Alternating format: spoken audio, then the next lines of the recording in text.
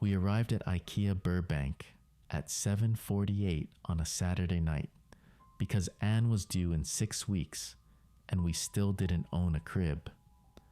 Money was tight. Her maternity leave paperwork had gotten delayed again, and I'd spent the afternoon fixing a client video that should have been done on Thursday. She'd insisted we could still make it before closing. I wanted to argue, but I was too tired, and arguing about money always made things worse. The parking lot was half empty. I pulled the CRV into a spot near the entrance and cut the engine. Anne unbuckled her seatbelt and rested one hand on her stomach. "White Sunvic," she said. "Cheap mattress, whatever storage fits." "I know. We can be in and out in 30 minutes. I nodded. We both knew that wasn't true. Inside, the store looked normal. Families were eating meatballs at the upstairs restaurant. College students tested couches in the living room section. The showroom path was crowded enough that my stress felt stupid. We were just 2 more people buying furniture. Anne walked ahead of me, one hand trailing along a display shelf. I followed, carrying my phone and my wallet and a growing sense that we should have come earlier. We passed through a staged kitchen. Anne stopped in front of a small table set with plates and mugs. She picked up one of the mugs and turned it over in her hands. "This is weird," she said. "What?" She held it up so I could see. It was green ceramic with a crescent-shaped crack near the handle. "I had this exact mug," she said. "I dropped it 3 months ago. The crack looks exactly the same." I looked at the mug. It did look familiar, but IKEA sold thousands of green mugs. Cracks probably all looked the same. "It's a popular design," I said. "Bentley, I threw mine away. This one has the same chip on the rim." "Coincidence." She set the mug down and kept walking.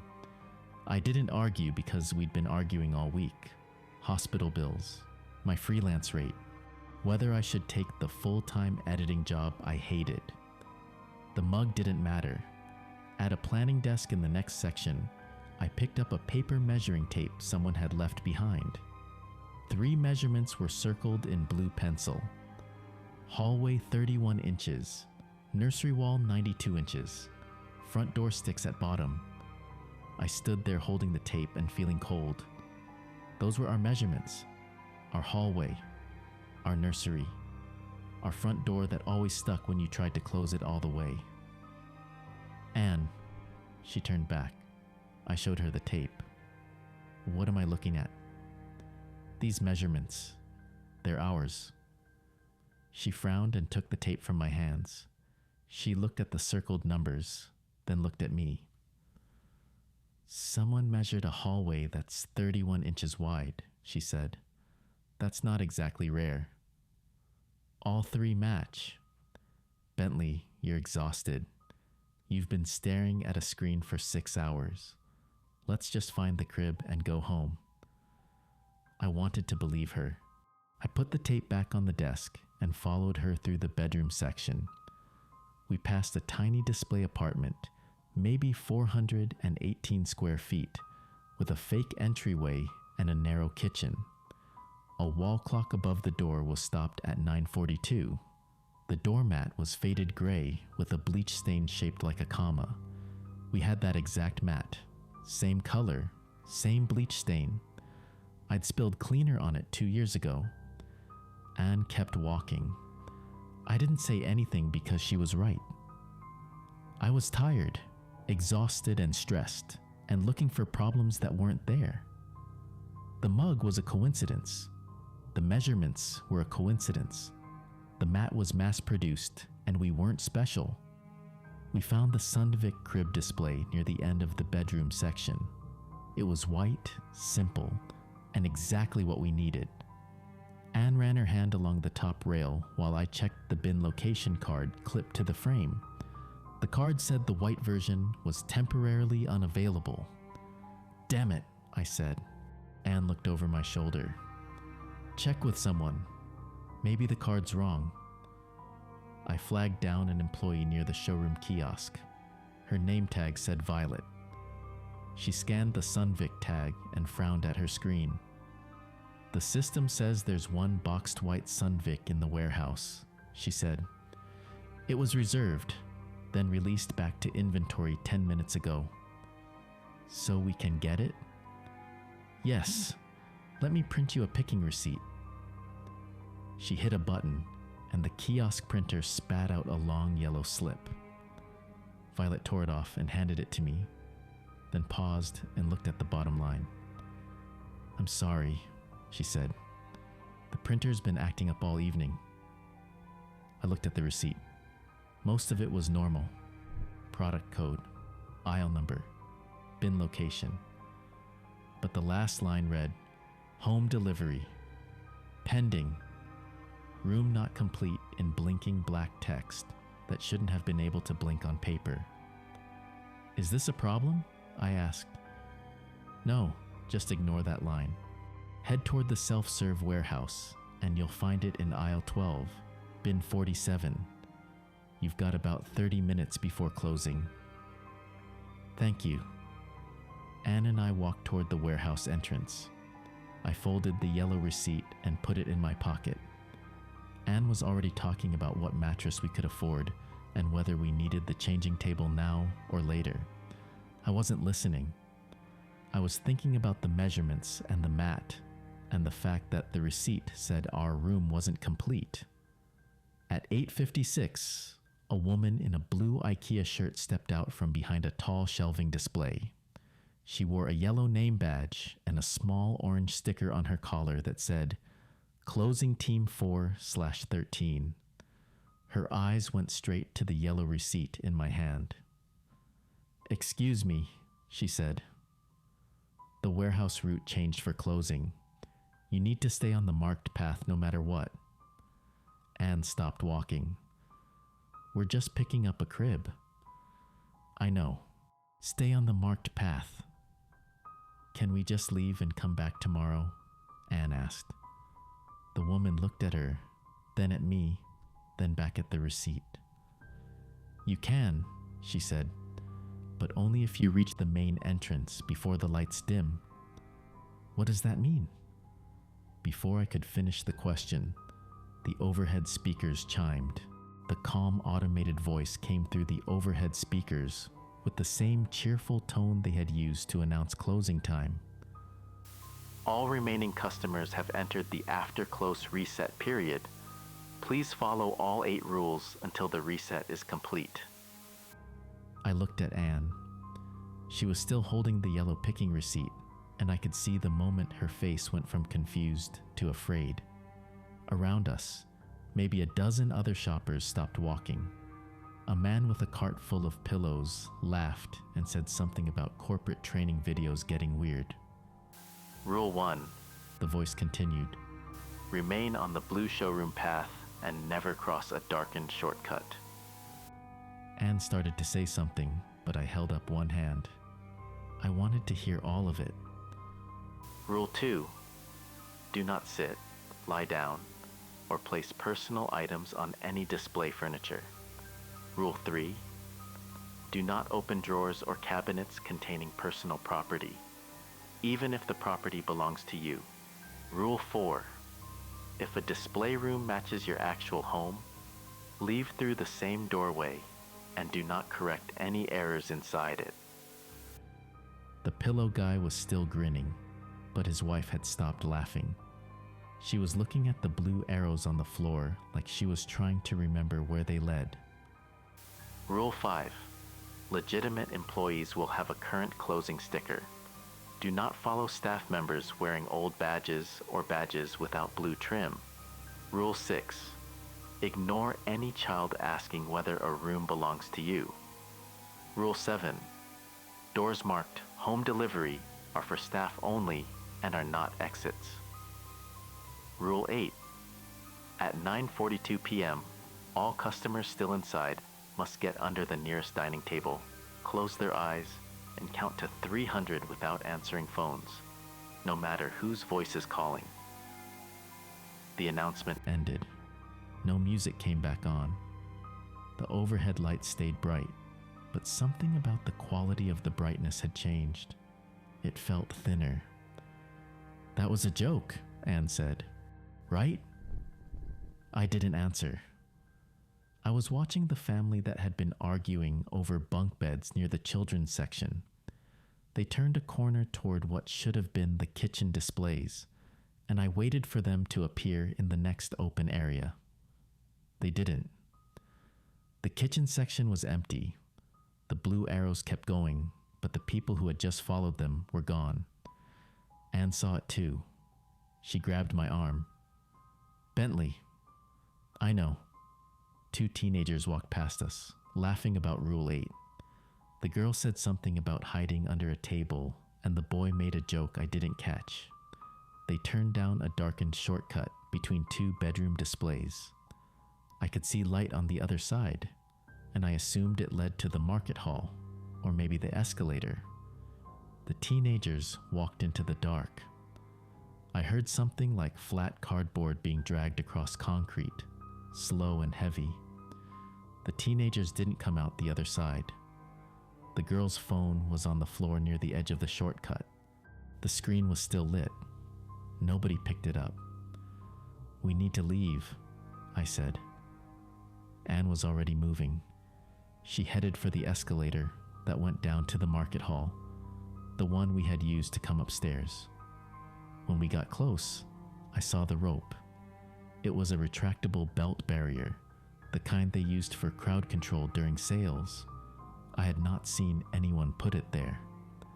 The escalator was still running, but the bottom disappeared into darkness instead of opening onto the bright market hall I remembered. Anne pulled out her phone. Her hands were shaking. "I'm calling an Uber." "We drove here." "I don't care. I just want to be outside." She tapped the screen a few times, then stopped. I leaned over to see what was wrong. The IKEA app had opened instead of Uber. The screen showed a room planning tool, the kind where you dragged furniture around to see if it fit. At the top, in small gray text, it said, 2 adults, 1 expected child, 1 replacement pending. Anne dropped the phone. I caught it before it hit the floor and closed the app. My hands were steadier than hers, but not by much. "We follow the blue arrows," I said. Tammy said we could still leave if we got to the entrance before the lights dimmed. "The lights haven't dimmed." "Not yet." We started walking fast. The showroom path curved through a series of living rooms, then bedrooms, then back to living rooms. The blue arrows stayed consistent. I kept my eyes on them and tried not to look at the display furniture too closely. I didn't want to see anything else that matched our apartment. Ahead of us, a man in an IKEA shirt stepped out from behind a Pax wardrobe. He smiled when he saw us. His badge was yellow, but it looked faded, like it had been left in the sun for years. The IKEA logo was the old one, the kind I remembered from when I was a kid and my parents had dragged me through the store in Covina. "Hey there," he said. "You folks look a little lost." Anne slowed down, but I kept walking. The man moved into the center of the path. He wasn't blocking us exactly, but he was close enough that we would have to go around him. "The announcement is a prank for training new employees," he said. His voice was soft, almost apologetic. "I can take you through home delivery to the parking lot. It's faster than going all the way back to the main entrance." I looked at his shoes. They were black, plain, the kind of non-slip work shoes you bought for restaurant jobs. They didn't make any sound on the showroom floor, not even a scuff. I looked at the tape measure clipped to his belt. The metal tab at the end was moving slightly, pulling itself out and retracting, like something breathing. "Rule 5. Rule 7. I pulled Anne past him without saying anything. She started to ask me what I was doing, but I squeezed her hand hard enough that she stopped. The man's smile didn't change. It just stayed there, too wide, too long. He didn't follow us. "Bentley," Anne whispered. "What's wrong with him?" "Don't look back." We walked through another display bedroom. This one had a king-size bed with white sheets and about 15 throw pillows arranged in a way nobody actually lived. The price tags were still clipped to the nightstands. I glanced back over my shoulder just once to see if the man was still standing where we had left him. He wasn't. He was standing on top of the bed in the display bedroom behind us. Not beside it. On top of it. The white sheets were still perfectly flat beneath his shoes. Oliver Hamilton stands on the display bed with the old badge on his shirt, and the sheets still perfectly flat beneath his shoes. We reached the market hall at the bottom of the showroom path. The shelves were stacked with blue Fracta bags, kitchen utensils, and bins of tea lights, all arranged in perfect retail order. I turned to check the escalator behind us, but the metal steps were gone. A gray wall stood where the escalator had been, smooth and featureless, like the showroom had closed that route the moment we passed it. Anne grabbed my arm. "Did you see that?" "Yeah. We need to leave, right now." I wanted to agree. I wanted to pull her back toward the entrance and run until we hit the parking lot. But the blue arrows on the floor didn't point back. They curved left, deeper into the market hall, and every time I looked away from them, I felt the space behind us grow darker and farther away. A stack of Fracta bags shifted near the checkout lanes. Anne saw it too. She stopped walking. The bags moved again, not falling. Moving. A woman crawled out from behind the stack. She was young, maybe late 20s, with messy black hair and a dirty jacket. Her jeans were torn at the knees, and her sneakers had no laces. She looked at us with wide, exhausted eyes, and her cracked lips moved before any sound came out. "Don't follow the arrows past the registers," she said. Anne stepped closer. "Are you okay?" The woman laughed once, sharp and bitter. "No!" I glanced at the checkout lanes behind her. They were empty. The conveyor belts were still. The computer screens glowed blue, but no one was working them. The woman stood up slowly, leaning against the shelves. She was holding something in her right hand. A driver's license. "I'm Jade," she said. "I've been here since Thursday night." Anne stared at her. "It's Saturday." "I know." I didn't believe her.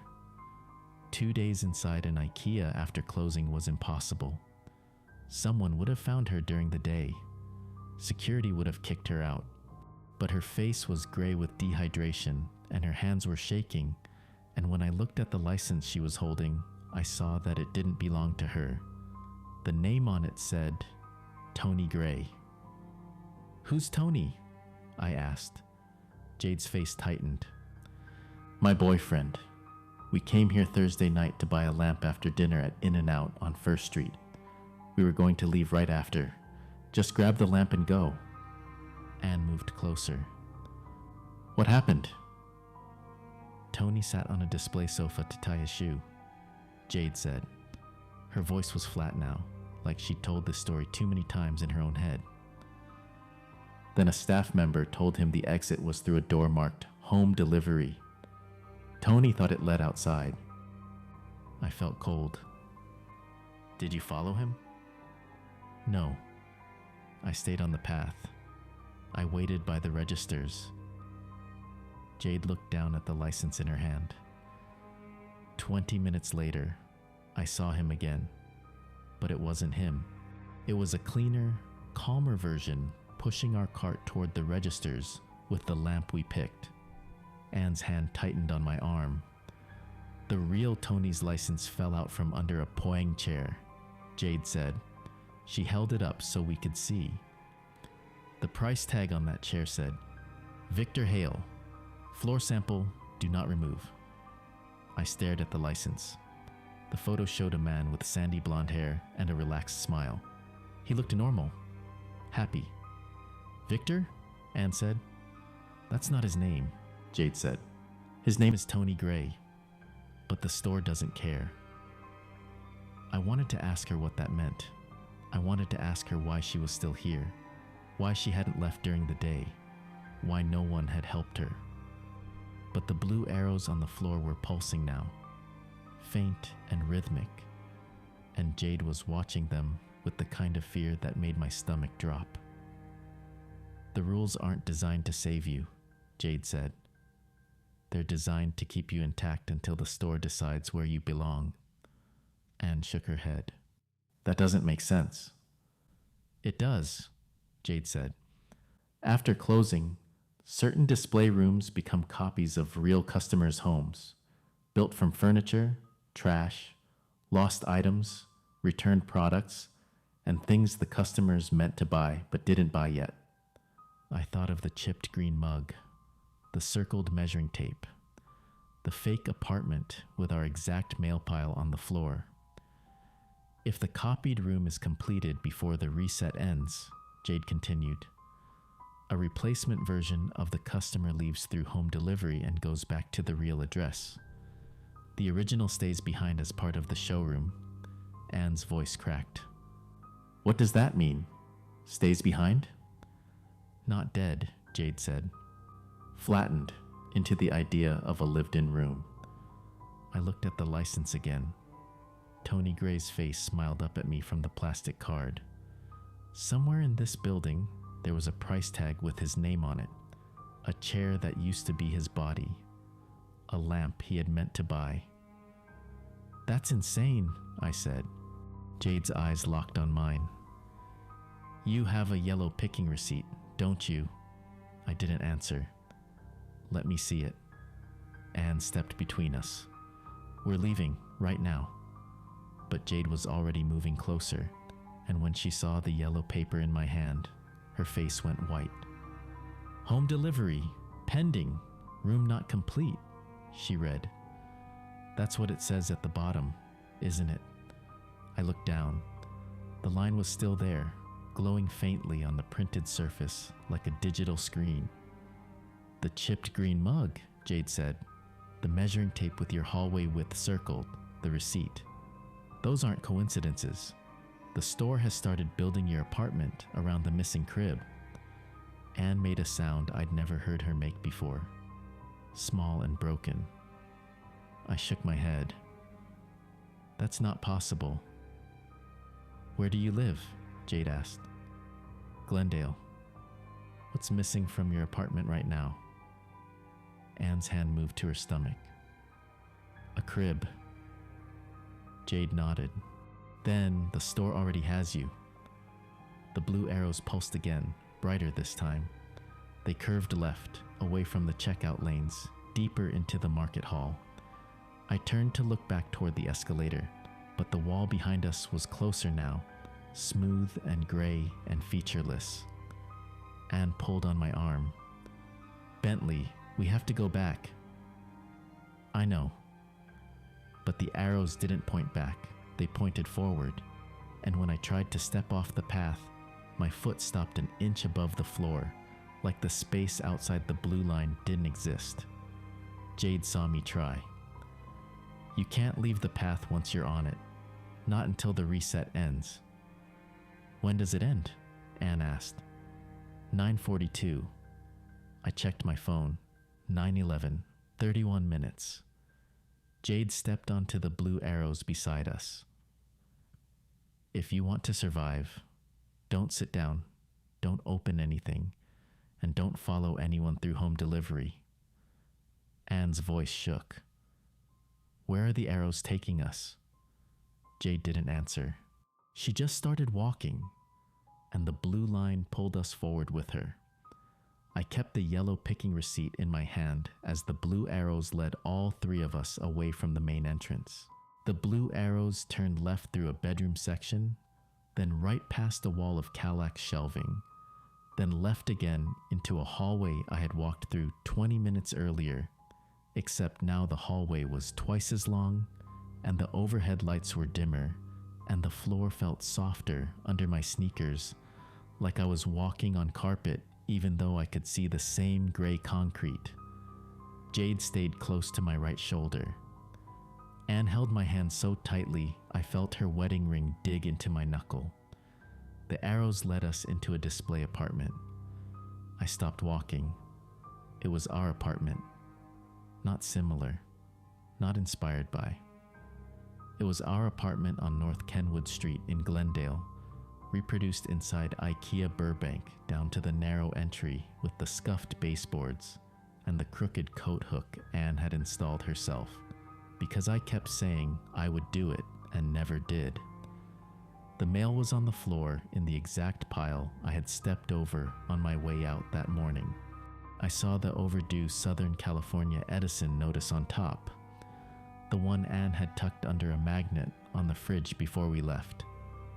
The notice was here now, creased in the same place, with the same coffee ring in the corner. Anne made a small sound in her throat. "Don't touch anything," Jade said. I walked forward anyway because I needed to see how far the copy went. The living room opened to my left. Our sagging gray couch faced the wall where we kept the television. The television was on. Paused. The screen showed the rough cut I had exported 3 hours earlier, frozen on a frame I remembered correcting because the client's logo was off-center. I had fixed that logo at 4:30 this afternoon and saved the file to my desktop. And now, the unfinished version was playing on a television inside IKEA. Anne stepped past me into the fake kitchen. She stood in front of the counter without moving. I followed her and saw what she was looking at. The chipped green mug sat beside the sink. Washed. Placed next to her prenatal vitamins in the same spot she left them every night. The mug had the crescent-shaped crack near the handle, the one that had split wider when she dropped it in January, and I told her to throw it away because it was going to cut her eventually. She had thrown it away. I had taken the trash out myself. The mug was in a landfill somewhere in Los Angeles County, and now it was here, clean and waiting. "This isn't possible," Anne said. Jade moved to the window. She pulled the curtain back an inch, then let it fall. "Your neighbor's dog is barking," she said. I crossed the room and looked. The window should have opened onto the IKEA showroom. Instead, it showed the view from our apartment, the building across the street, the tree with the broken branch, the street light that flickered every night at 10. I could hear Bailey barking through the glass, even though Bailey lived 4 miles away, and we were inside a furniture store that should not have windows facing Glendale. Anne walked down the short hallway toward the bedrooms. "Don't go back there," Jade said. Anne kept walking. I followed her because I knew what she was going to find. The second bedroom door was open, the nursery. We had been calling it the nursery for 2 months, even though it was still empty except for a box of newborn diapers and a stuffed elephant Anne's sister had mailed from San Diego. The room was not empty anymore. Someone had staged it, painted the walls, the soft yellow we had picked out last week, but had not bought yet, hung the curtains we had bookmarked on the IKEA website, placed the ultrasound photo on the wall above the crib, taped at the same crooked angle Anne always taped things, because she hated leveling them. The crib was our crib, white Sunvic, half assembled, missing the right side rail. Beside it sat an IKEA Allen key, a pencil, and the yellow picking receipt I was still holding in my left hand, except the receipt was also on the floor next to the crib, and when I looked down at my hand, the receipt was still there. And when I looked at the floor, the receipt was still there, and the one on the floor was glowing faintly, and the printed text was moving. "Room not complete," it said. The words blinked like a digital screen, even though the receipt was paper. Anne moved toward the crib. "We can finish it quickly," she said. Her voice sounded far away. "Maybe that's what it wants." Jade grabbed her arm. "Don't correct it," Jade said. "If you finish the room, you complete the delivery." I stared at the crib and tried to understand what I was looking at. The side rail was missing, but all the screws were in place. The mattress was ours, the one we had ordered online and returned because it was too firm. I had driven that mattress back to the UPS store on San Fernando Road 3 weeks ago, and now it was here, sealed in plastic, resting inside the unfinished crib frame. I looked at the wall. Our wedding photo hung beside the closet, Anne in her dress, me in the suit I had rented and returned late and paid a $50 fee for. Except it was not me in the photo. It was Oliver Hamilton standing next to Anne with his hand on her waist and his flat, dark eyes looking at the camera, and Anne smiling the same smile she had smiled on our actual wedding day. I turned to the closet. The door was open. Inside hung a row of tiny blue IKEA shirts on infant hangers, employee shirts, sized for a newborn. I looked back at the ultrasound photo. A price tag covered the baby's face.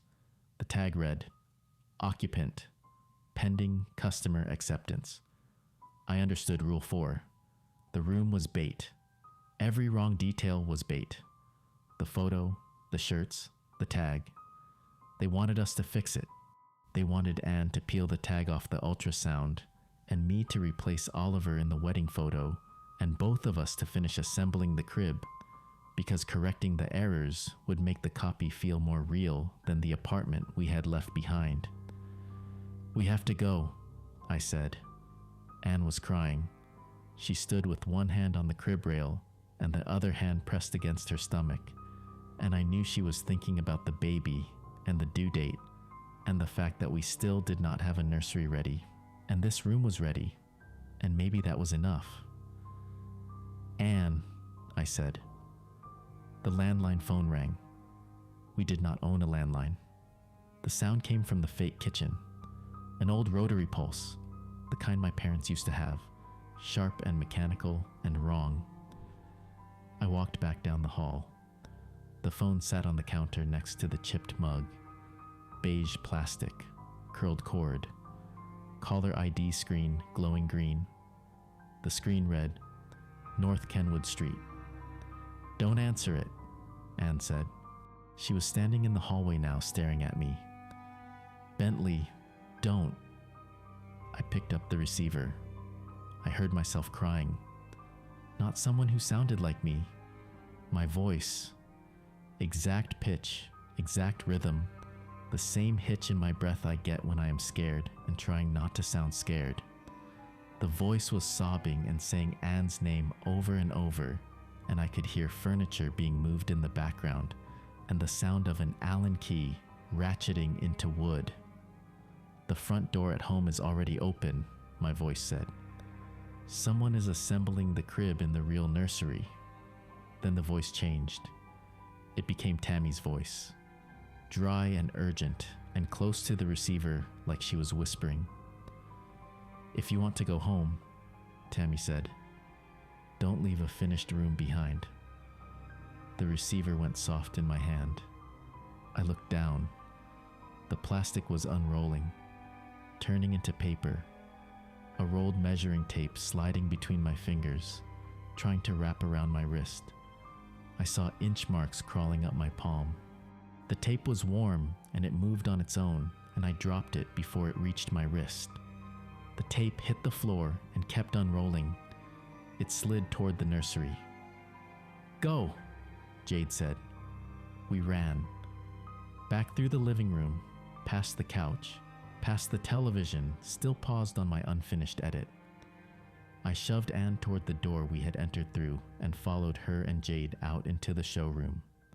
The blue arrows continued past the fake apartment doorway. I did not look back. Rule 4 said to leave through the same door and not correct any errors, and we had obeyed, and I did not know if that was enough. Jade stopped walking. She was staring across the path at a bathroom display.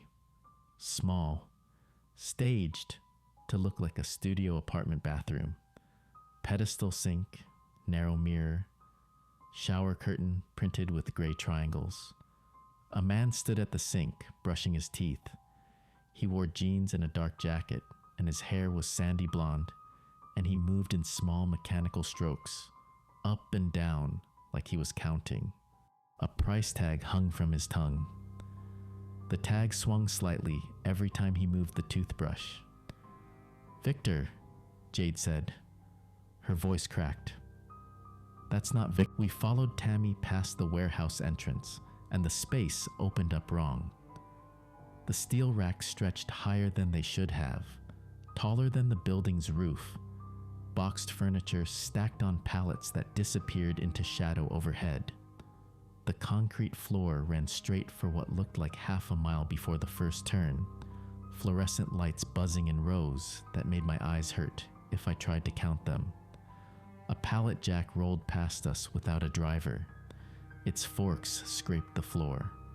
The load it carried was 3 flat-pack Calex units wrapped in plastic, and the plastic had a shipping label that read, "North Kenwood Street, Glendale."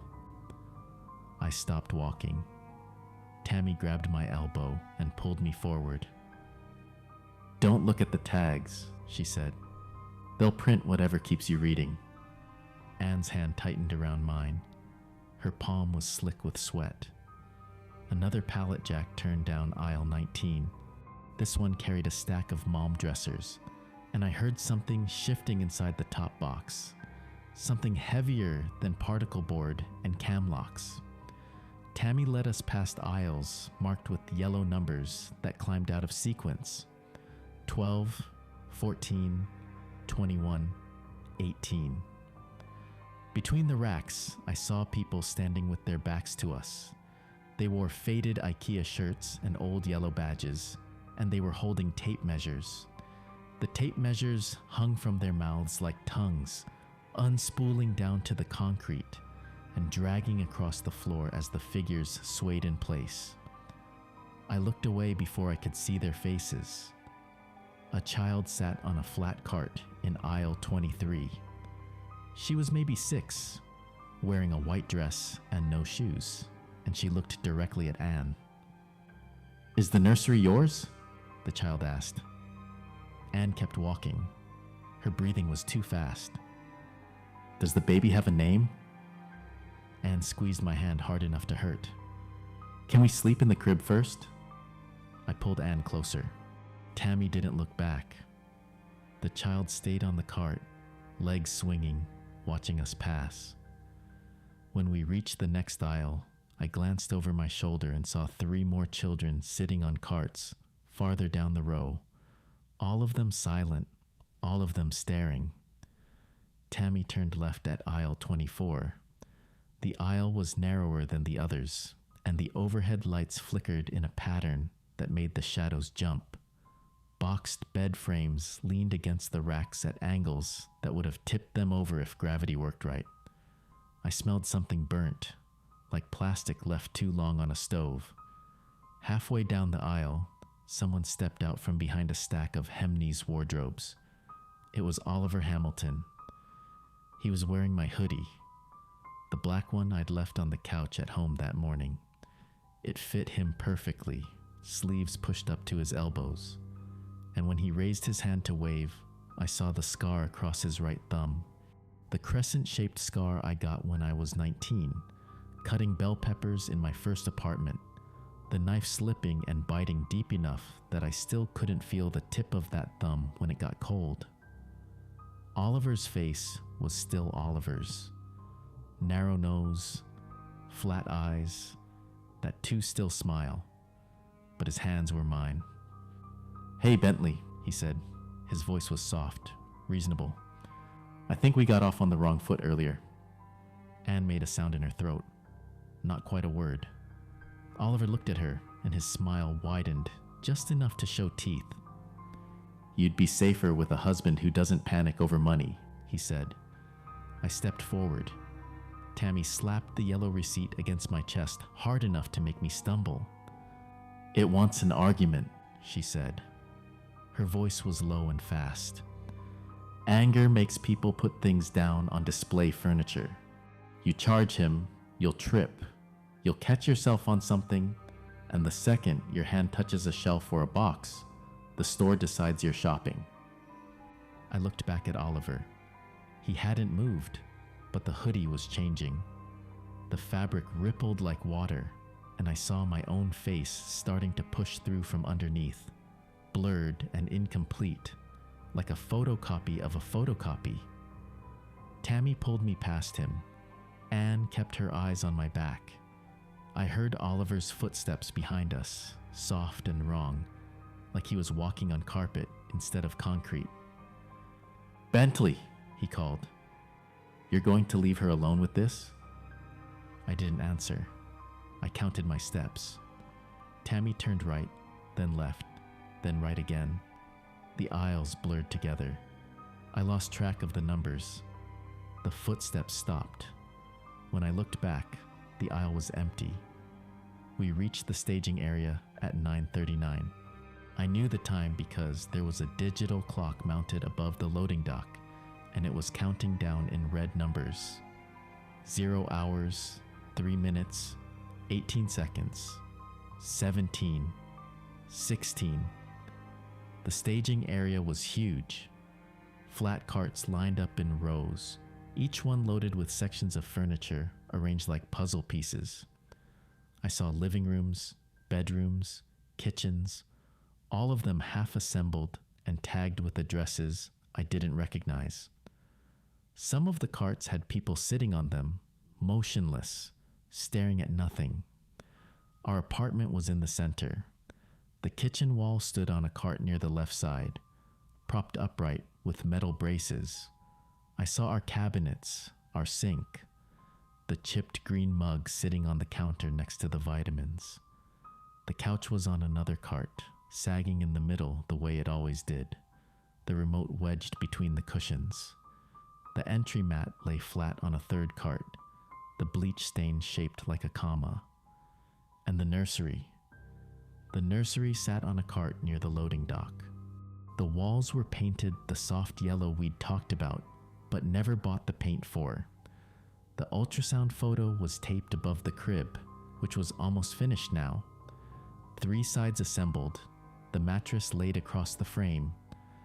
The missing rail sat in a box on the floor of the cart. Next to the nursery cart were 2 poing chairs. A man and a woman sat in them, side by side, hands folded in their laps.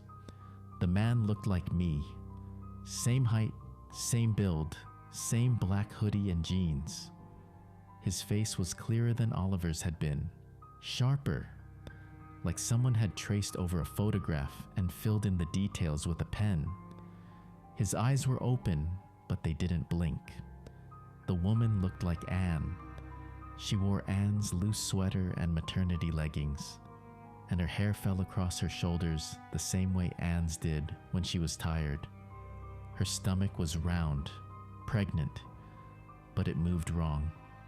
It shifted under the sweater in a slow rhythm, like something inside was turning over without bones. The replacement me held a boxed Sunvic rail across his knees. Anne's hand slipped out of mine. She staggered backward, and Tammy caught her before she hit the ground. "That's not us," Anne whispered. "That's not us." I couldn't answer. I was staring at the replacement, at the way his chest rose and fell in a rhythm that matched my own breathing, at the way his thumb twitched against the box, the same way mine did when I was nervous. Beyond the carts, the loading dock door was open. An IKEA home delivery truck sat in the bay, back doors open, interior lit with yellow light. The lift gate was halfway down. I looked at the clock. 2 minutes, 41 seconds. The Allen key sat on the nursery cart next to the crib. Tammy grabbed my shoulder. "You have to ruin it before the rail goes on. Once it's complete, the delivery locks." I started toward the cart.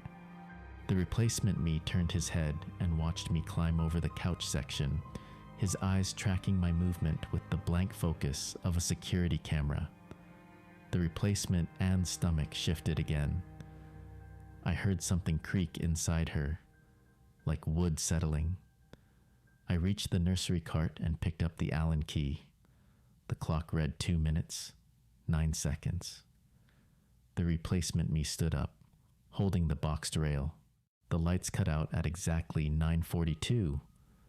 I was halfway onto the couch section when the blackness dropped like a curtain, total and immediate. My hand found the Allen key in my pocket.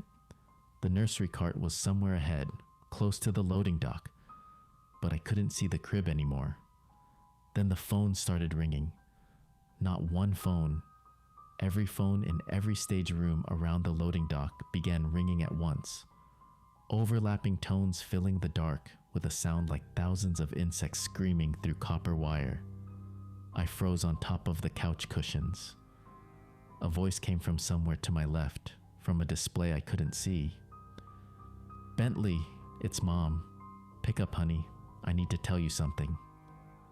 My mother, dead 4 years. Her voice sounded exactly the way it had sounded the last time I'd heard it, tired and careful, trying not to worry me. Another voice answered from the right side of the staging area. "Javi, you there? It's your dad. Don't hang up on me this time." My father. I hadn't spoken to him in 6 years. The nickname was wrong. He'd never called me Javi, but the accent was perfect. That particular mix of impatience and affection I'd spent my 20s trying to forget. Anne made a small, broken sound behind me. I wanted to answer. I wanted to tell my mother I was sorry I hadn't visited more, that I'd been scared of watching her die. I wanted to ask my father why he'd stopped trying after the divorce. The phones kept ringing. My hand tightened around the Allen key until the metal edges bit into my palm. Rule 8 said to get under the nearest dining table, close our eyes, and count to 300 without answering phones, no matter whose voice was calling. But the truck's lift gate was already lowering. I could hear the hydraulic whine cutting through the ringing. If I hid now, the nursery would leave without me. "Ruin the crib!" Tammy's scream came from somewhere behind the couch section. I heard her shove Anne. Heard Anne stumble into something metal that clanged like a warehouse post. I jumped down from the couch and ran toward where the nursery cart had been. Something caught my shoulder. Not a hand. A flat strip of metal that burned where it touched my skin. It wrapped around my shoulder and pulled tight, measuring me from throat to stomach in quick, precise increments. Oliver's voice came from directly behind my head. 33 years, 5 feet 11 inches, 170 pounds, black hoodie, jeans, worn sneakers, scar on right thumb from kitchen knife accident, husband, editor, expectant father, 31-inch hallway clearance. Each label burned itself into my skin as he spoke. I could feel my memories flattening, collapsing into measurements and categories. The time I'd proposed to Anne at Griffith Observatory became married April 2019. The argument we'd had this morning about money became financial stress, moderate to severe. The way I'd felt when I'd first seen the ultrasound became expectant father, emotional investment high. I tried to pull away. The tape tightened. Oliver's breath was cold against my ear. A room only needs one version of a husband. The replacement doesn't argue about hospital bills. Something metal shrieked across concrete. Anne drove the shelf bracket into Oliver's mouth. The tape measure tongue jerked sideways. Anne pinned it to the nursery cart with the bracket, her hands shaking, her face white in the dark. Oliver made a sound like tearing fabric. The tape loosened just enough for me to wrench free. I lunged for the crib. My hands found the white side rail. The Allen key was still in my fist. I couldn't see the numbers on the yellow receipt anymore, but I'd read them 50 times while we'd been running through the warehouse. I carved them into the rail by feel, gouging the customer number deep enough to splinter the wood. 4, 7, 9, 2, 1, 6, 8. Then I carved the word across the inside slats, pressing hard enough that the Allen key bit through the finish and into the raw pine underneath. Refused. Anne grabbed the opposite rail. She braced her foot against the lowest slat and kicked. The wood cracked. She kicked again. The slat snapped in half. Across the staging area, the replacement Bentley and the replacement Anne opened their mouths at the same time. They didn't scream. They made the sound of cardboard tearing. The nursery cart buckled underneath my hands. The crib rail bent sideways. The fake apartment walls around us folded inward like crushed packaging. The kitchen collapsing into the couch. The entry mat rolling up on itself. The replacement Bentley fell forward off the pawing chair. He didn't hit the ground. He came apart in midair, collapsing into folded shirts, old receipts, and measuring tape that scattered across the concrete. His face was the last thing to go, flattening into a price tag that read, Bentley Tron, display only, do not remove. The replacement Anne split down the center. Dozens of price tags spilled out of her like confetti, each one printed with a name. Sophia, Emma, Olivia, Mia, Isabella. Possible baby names Anne had written in a notebook 2 months ago, and then crossed out because none of them had felt right. Names she'd never told me about because she'd wanted to wait until we could agree together. The home delivery truck alarm started blaring. Oliver pulled free from the shelf bracket. The tape measure tongue retracted into his mouth with a wet snapping sound. He turned toward Anne, his movements too smooth, his face still wearing my hoodie's shadow. Tammy appeared between us and the loading dock. She shoved me toward the emergency exit. I grabbed Anne's wrist. Tammy pushed both of us through the doorway, her hands hard against my back. Oliver's tape wrapped around Tammy's waist. She didn't fight it. She threw something small and orange through the doorway as the tape pulled her backward. I caught it. The orange closing sticker, the one that said, Closing Team 4/13. Get out, Tammy said. The PAX wardrobe stood alone in the middle of the staging area, its doors open like a mouth. Oliver dragged Tammy inside. She didn't scream. The wardrobe doors shut. A new tag appeared on the handle. Tammy Stone, showroom fixture, do not remove. Anne pulled me through the emergency exit before I could go back. We stumbled out onto South IKEA Way at 10:06. The air was cool and normal. Cars were driving past on San Fernando Boulevard. A woman walking her dog stared at us from the sidewalk across the street. Anne was bleeding from her nose. I was still holding the orange sticker. The loading dock door was locked behind us. I pounded on it anyway, screaming Tammy's name, but the metal didn't even echo. Anne collapsed against my shoulder. Her hands were shaking. The woman with the dog pulled out her phone. I held the orange sticker tight enough to crease the paper. Behind the locked door, the truck alarm kept blaring, faint and distant, like something happening in another building entirely. I held the orange sticker between my thumb and the concrete wall, trying to keep my hand steady. The loading dock door was locked. All the lights inside were off. When I looked down at Anne, her nose was bleeding again. A car slowed on South IKEA Way. The driver pulled over, leaned out, and asked if we needed help. I said yes before I could think of what to say next. The police arrived 12 minutes later.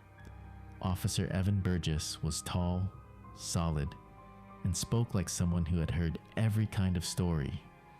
He asked Anne to sit on the curb while he checked her pupils with a pen light. He asked me what happened.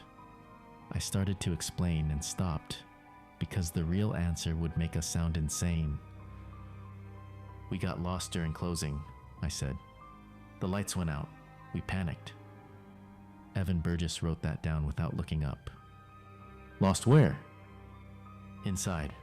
We were trying to find the exit." "Through the loading dock?" "We thought it was an exit." He asked Anne if that was what happened. She nodded. Blood was still running from her nose, soaking into the tissue he had given her. Evan Burgess walked to the loading dock door and tried the handle. Locked. He knocked twice, waited, then radioed someone inside. A few minutes later, a manager in a blue IKEA shirt opened the door from the inside. The manager looked confused when Evan Burgess asked whether 2 customers had been trapped in the store after closing. The manager said no. All customers had left by 9. The system logged everyone out. Evan Burgess asked to see the security footage. The manager let him inside. Anne and I waited on the curb. My hands were shaking. I still had Tammy's sticker in my pocket. When Evan Burgess came back, he looked at me differently. "The closing cameras show you paying for nothing and leaving through the main entrance at 8:59, he said. "Both of you, together." I opened my mouth. Nothing came out. "Security says you walked to your car in the north lot and drove away. No re-entry, no disturbance. That's not what happened." "Then what did happen?" Anne touched my arm. I looked at her. She shook her head once. "Evan Burgess asked if there was anyone inside we had been with." I said yes, an employee named Tammy Stone. She had helped us. She had told us how to get out. He checked his notes. "There's no Tammy Stone on the active schedule." She was wearing a closing sticker, blue shirt, yellow badge. Evan Burgess went back inside. This time he was gone longer. When he returned, he was holding his phone. He showed me a photo of an old staff board near the security desk. Tammy was in the back row, smiling, younger, wearing the same blue shirt. The photo was dated 2015. "Management says she transferred out years ago," Evan Burgess said. "No current contact information." I stared at the photo. Tammy looked tired even then. Evan Burgess asked if we needed an ambulance. Anne said yes. I said we could drive ourselves. Anne said yes again, louder, so I stopped arguing. At Providence St. Joseph Medical Center, they took Anne back first. I sat in the waiting room with my phone off because I did not want to see what the IKEA app was showing. A nurse came out after 40 minutes and said Anne and the baby were stable. They wanted to keep her for observation. I asked what that meant. The nurse said Anne had some bruising, but no internal bleeding. The baby's heartbeat was strong. They let me see her an hour later. Anne was sitting up in bed with her hand on her stomach. Her eyes were red. She did not ask where we had been or whether it was real. She already knew. A doctor came in and asked Anne to lift her shirt. The bruises were dark, evenly spaced, and wrapped around her abdomen in a pattern I recognized. Measuring marks. The doctor asked if someone had grabbed her. Anne said she did not remember. The doctor wrote something down and said they would keep monitoring. Evan Burgess came by before we left. He asked if we wanted to file a report. I said no, because what would I write? Anne agreed. Evan Burgess looked at us for a long time, then handed me his card and said to call if we remembered anything else. "Off the record," he said. "I don't like that your story and their footage don't match." I put the card in my pocket next to Tammy's sticker. They released Anne just after midnight. I drove us home to North Kenwood Street in Glendale. The apartment building looked normal. The porch light was on. I parked in our usual spot and helped Anne out of the car. She leaned on me going up the stairs. When we reached our door, it was unlocked. I stopped. Anne looked at me. I had locked it before we left. I always locked it. I pushed the door open slowly. The lights were off inside. Everything looked the same. Mail on the floor, shoes by the entry, our couch facing the television. Anne walked past me toward the hallway. I followed. She stopped at the nursery door. The white Sunvik crib was inside. It was half assembled, leaning against the wall, exactly where it had been in the fake apartment. The side rail was missing. The mattress was propped beside it. I stepped closer. The inside rail was gouged with my customer number and the word "refused" in letters I had carved myself. Anne made a sound I had never heard before. I pulled her back into the hallway and told her not to go in. She nodded but did not move. I went in alone. The crib looked real, solid. I touched the rail. It was cold. I lifted the mattress. Underneath were Jade's driver's license, Tony's license, Tammy's orange closing sticker, and the chipped green mug wrapped in a blue IKEA receipt dated April 13th. I carried everything into the kitchen and set it on the counter. Anne was sitting on the couch with her arms wrapped around her stomach. I sat beside her. Neither of us spoke. At 4 a.m, I went back to the nursery and started taking the crib apart.